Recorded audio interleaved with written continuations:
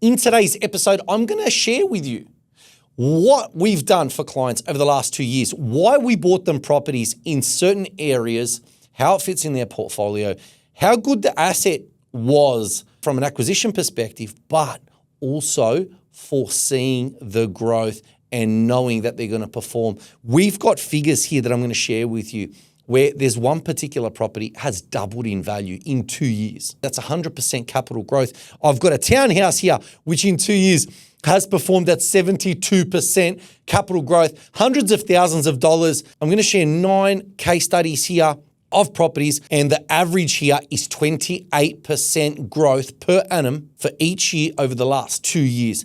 Absolutely smashing the standard Australian average by 4 times and beating the Brisbane average by just about 2 times. This is how we buy high-performing property. And sit back, relax, enjoy this episode. I'm going to share plenty. Let's go.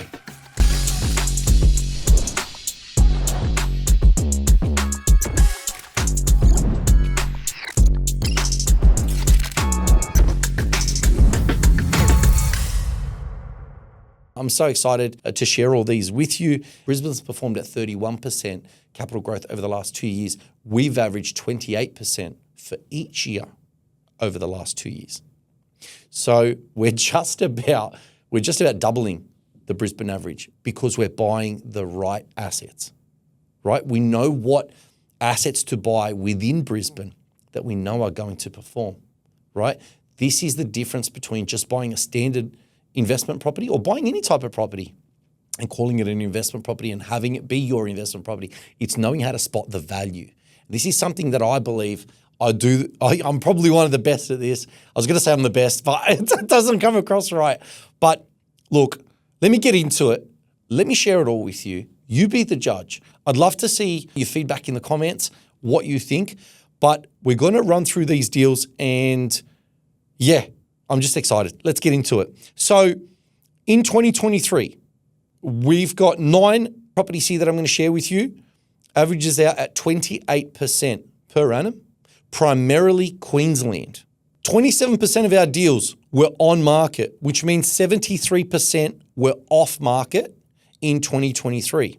The previous year, 2022, we were at 91% off market. The constant theme here with myself is I'm always looking for that, off-market deal. I've spoken, against auctions quite frequently, and I'm always looking for that in where I can buy a good deal. And usually, more often than not, regardless of what you hear on the net, the good deal is off-market, right? There's a heap of average deals and overpriced deals and deals with problems. But when you know how to filter through and you know which agents you should be dealing with, and you know how to find it, it is very, very rewarding. And that's how a lot of our clients are winning due to those off-market contacts. And I'm going to share that with you right now. So we purchased a property in Yarrabilba. Here it is on the screen. We bought that for $475,000.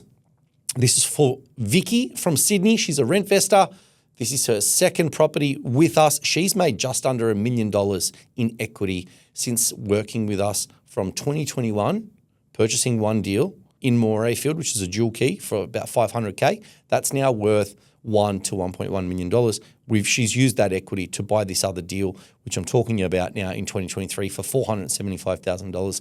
It's currently at the end of 2025 worth $800,000. Right, so she's made $1 million across her entire portfolio. She's a rent investor in Manly, lives with her daughter, and obviously Sydney's expensive. And she just wanted to make capital growth, good capital growth, and park a little bit of money in real estate so that she could eventually have a deposit to buy something in Sydney. And now she's sitting on $1 million. The $1 million is a fantastic deposit for an apartment. And if she's still staying on the Northern Beaches, picking up an apartment there would be ideal for her. That one particular property has had an equity uplift of 68.42% over the last 2 years, since 2023, since we bought it in 2023. Now, why did I buy this? It's in Yarrabilba. Would I buy Yarrabilba back in the day? No. And if you've watched my podcast that we just released with Sasha, you'll know that Yarrabilba was not something I bought. I didn't buy Yarrabilba. It was way too far out. It's the one road in, one road out. Not pissing on Yarrabilba for anyone from the area, right? I'm just saying from an investor's perspective, there was better places to park your money closer to the city with better infrastructure and larger land holding, per asset, right? And the value was there in my opinion, and that's what we were doing. Yarrabilba became appealing at a certain point. So this property at 475K probably in 2019 would have been worth 330K, right? But Yarrabilba, a lot of people bought off the plan there. We stay away from that because of the land releases. Now, obviously, we have a shortage of supply. Everything's changed. We even buy units on the Gold Coast, which is something we didn't do before. But it's about spotting the value, understanding supply-demand data, and knowing what assets to buy based on how they're going to grow in the future, right? So whilst we wouldn't have bought Yarrabilba in the past, we bought it now, and it was that right time in 2023. It had a couple of years of growth already, but the Brisbane market had already moved considerably. So we've always got to look at affordability. We buy affordable investment properties. We've always done that. I've done that since my first ever purchase, right? We're always buying value and always buying the affordable sector of the market. We don't go buying, $2 million investment properties, right? You must buy at the lower end because the lower end has the higher rental yield, and that higher rental yield helps minimize that negative in your portfolio. Now, with that particular property, it's performed really, really well, and we knew Brisbane had jumped considerably and everyone was now trickling into Yarrabilba, right? I know that their inquiry rate increased considerably and the prices just started moving, and it was representing great value for money at the time in comparison to what was going on around. And this is where, when you layer the data with local knowledge and understanding and foresight of where it's going to go, you could clearly see this play. And I put Vicky into that deal and it's performed really, really well. 68.42% over the last 2 years, which is 34% or whatever it is I was never good at math, but yeah, per annum over the last 2 years. That's amazing, right? Yet the Brisbane average is roughly 15% for each year over the last 2 years. So we pretty much doubled that, more than doubled that, right? Great performing asset. Now, I want to talk about another one. We've picked up this property in Eden's Landing, south of Brisbane, and it's a house. The people were moving. There was a lot of mess, a lot of clutter. They were moving to Perth, and I managed to pick this deal up off market, right? Off market. I can't remember if the Yarrabilba one was off market or not, but I think there's a good chance it was. But this one at Eden's Landing was off market. There was about 200K worth of equity in this straight up. This is why this has performed really well as well. But $555K purchase price. We bought this property. They had the kitchen already renovated. The bathroom was already renovated. It needed a coat of paint, and it needed a lot of the trees and shrubbery and all that sort of stuff cleared up just to improve its appeal. And it was just a little bit run down, right? So with the 20K spend, the buyer that I purchased it for came up from Sydney, spent a couple of weeks here, gave it a coat of paint and a tidy up and trimmed some of the bushes and painted the balcony and all that sort of stuff, right? Now, 62% gain. It's worth 900K today. Odds are it might be worth closer to 950. I think I've sort of gone on the lower end there at 900K. That's 62% in capital growth over the last 2 years, right? Or 31% per annum, right? That doubles Brisbane's average. Now, why did it double it? I got it off market. I bought it under market value. I bought it and it was a bit of a mess. And my client spent the 20K and their time. They put in that sweat equity and they spent that 2 weeks fixing that up.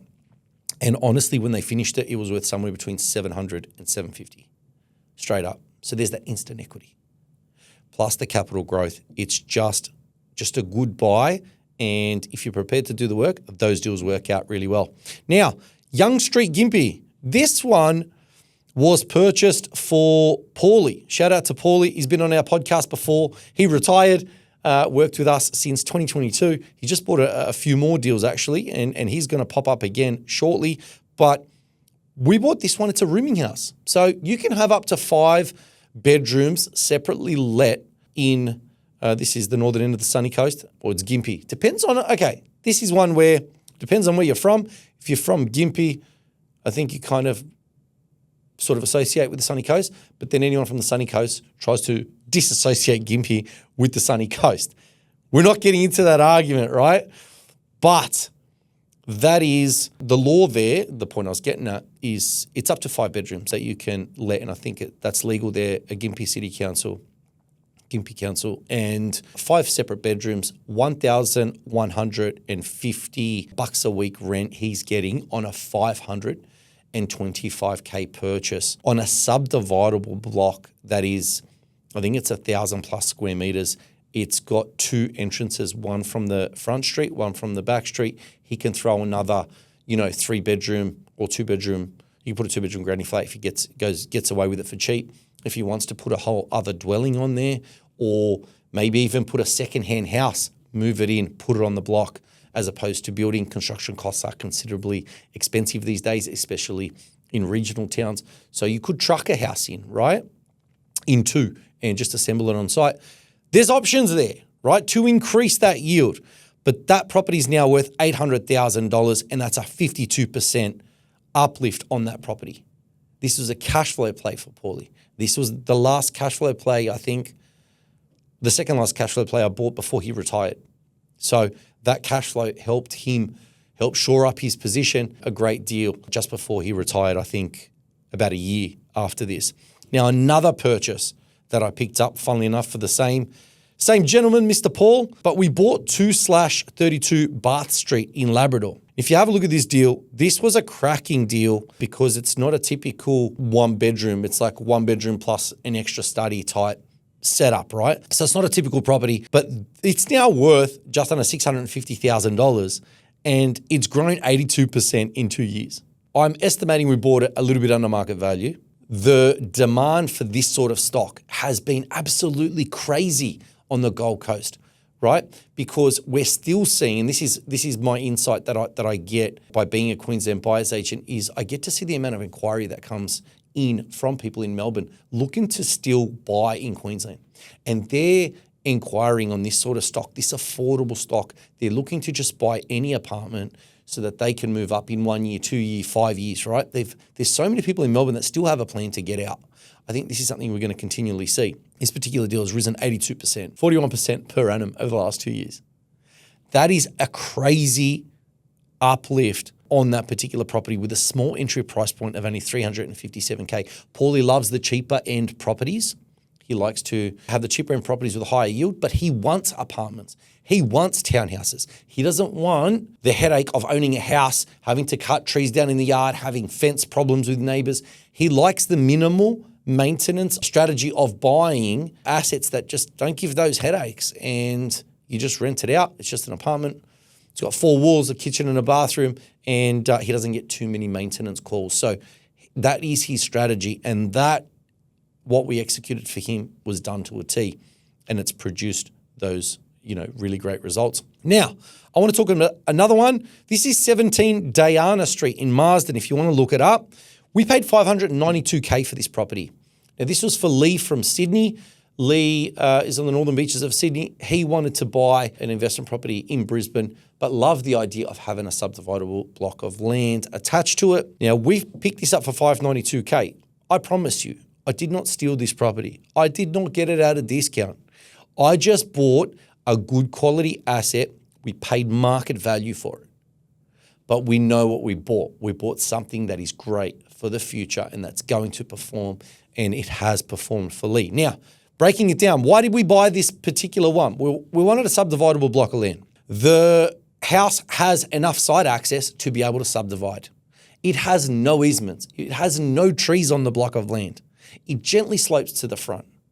We have no issues with a retain and subdivide, so we can keep the front house, which, mind you, did have a new kitchen and a new bathroom put in it just as we bought it, right? So we bought a decent quality property, not run down, not a drama, just a good quality asset that he can retain and then subdivide, get an extra block of land on the back, and then perhaps put another 422 on the back. If we could squeeze a dual key, which is like a duplex, could squeeze one of those on the back, that would be amazing as well. So the point is he has that option. Now that has performed considerably well. That's now worth just under $1 million, right? 65% equity uplift on that, 32% per annum is amazing capital growth. So from 592K to just under $1 million, right? $500,000 or $400,000 worth of equity there.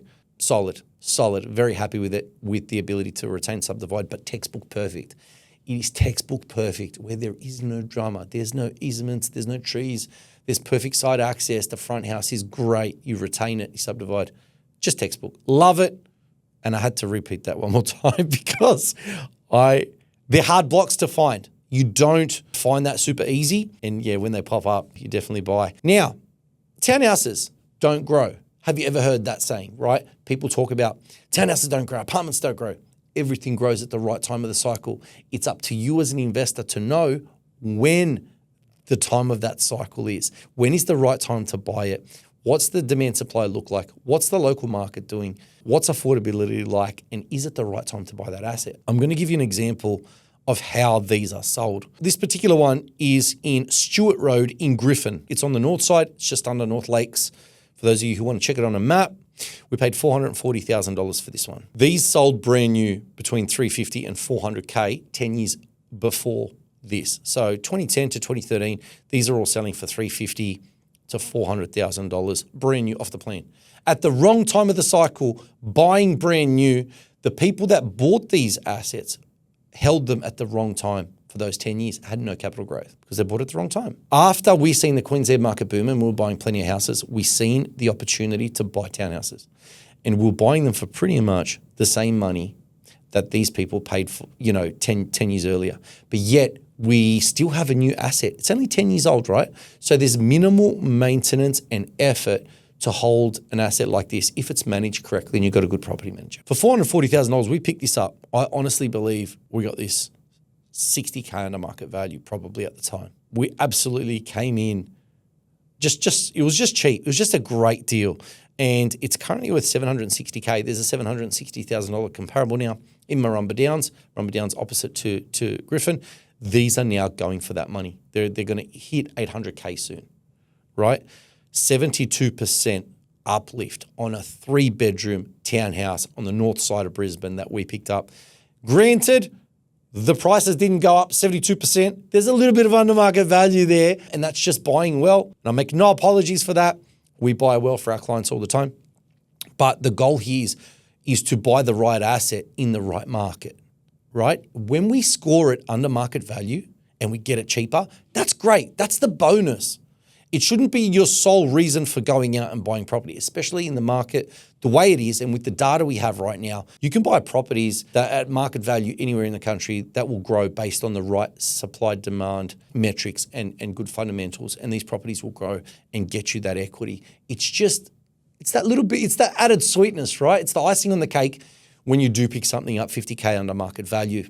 And whilst we endeavor to do this all the time for our clients, you can't sit there for 3 months waiting to find an under market value property and the market has gone up, $60,000, or in the last 3 months, like Queensland, it's 6 figures. It's up 6 figures in the last 3 months here in Queensland. So that doesn't really, anyway, I'm off on a tangent. I'm talking about under market value, but you get my point. Where we can buy it, you buy it. But the point is to buy the right asset. And this is for our client from Sydney. She's a repeat client, Debbie. She actually bought a townhouse off us as well in 2021 on the Gold Coast. And I think that was somewhere around the same money in the 400s. That's now worth $850. So she's made some fantastic money there. Here's another one, 148 Albert Street, Bethania. This is worth $800,000 now. It's worth $800,000. We picked this up for $400,000. Now $400,000, and it had a cheap reno done to it. We're talking about a cheap reno, like under $15,000, and that's new flooring, paint, and a Bunnings flat pack kitchen. It was bought under market value at the time. It had messy tenants. The place was a mess. It was just horrible, and it wouldn't sell. At that time, they could not find a buyer, and this is a realestate.com deal. This is why not every deal you have to chase off market all the time. There's things on realestate.com that you can find that are under market value that no one's looking at because it doesn't suit them. Doing a renovation didn't suit many people, right? Dealing with tenants that were messy, there was so much hoarding. This place was shocking to look at. The ones that are the worst to look at have some of the most amount of money in them, the most profit margins. So this particular one had that cheap reno, the uplift, and the client exited at $650,000, but that deal is now worth $800,000. 800K. It's doubled. So 400K, 15K spend, it's worth 800K today, just 2 years later. Buying under market value, cleaning it up, tidying it up, simple, cost-effective renovations. Bunnings flat pack kitchen, floating floor, coat of paint, and that's it, right? That's 100% equity uplift, 50% per annum. Ridiculous. Absolutely ridiculous. Let's talk about Monterey Street in Wacol. Number 27 Monterey Street in Wacol. We purchased that for $495,000. This was the only last of the last sub 500K houses in Brisbane City Council. Yes, it's on the outskirts of Brisbane City Council, but it's the last 500K purchase for $495K. We picked it up. Decent sized land.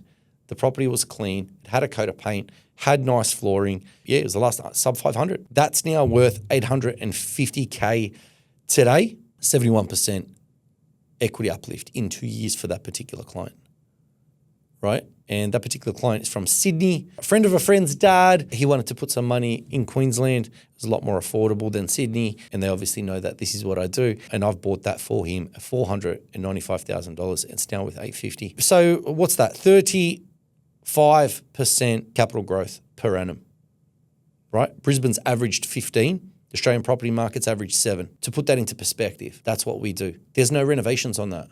We got it at a good price. It's probably a little bit under market value. I don't know, 10, 20, 30K, 40K maybe. I don't remember. But the point is it was just a good asset. It was a good asset and it's performed well with minimal spend and it's produced that return. So happy with that. Now, 3 Sydney Court, Logan Reserve. That's another one that we picked up. For Jamie, he's a repeat client.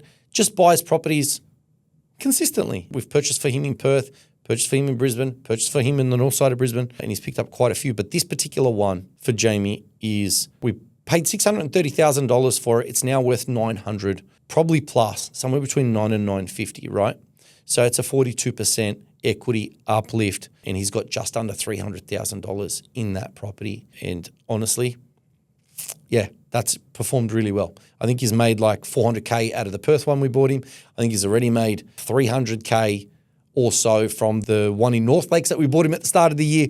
So he's doing really well, and he likes to buy a decent quality build, relatively newer than the last 10, 15 years or so. And there's that greater equity uplift. But what I really want to stress here, and I want you to take away, is that not every deal is off market. Sometimes on market is good. The key here is whether it's on market, so it's on realestate.com or it's off market, it's to know what constitutes a good deal. It's not about townhouses growing or they don't grow or whatever it is. It's about knowing when to buy that townhouse, at what time of the cycle, what the data says, and when you see that value for money and what the locals are hunting, right? It's about understanding the data and then layering it with the local market sentiment and what's going on the ground. So there's no right and wrong way to invest in real estate. There's a whole bunch of different ways. So what I'm saying is that the goal here is to buy a good quality asset in a market that's going to go up in value. And if you get that little sweetener where it's under market value, that's great. That's that icing on the cake. Off market or on market is not really relevant. We prefer and we generally buy off market, as you can see, with 73% of deals in 2023 off market. But it really goes to show that just buying the quality asset in the right market is the best strategy to achieve success in real estate. All those little extra buzzwords that everyone throws around and the under market value and that, they're just those added sweeteners when you can get them. So that's 2023 deals and how they performed, why we bought them. I really hope you got a lot out of that. I'm going to share 2024 now as well, so make sure you check that out.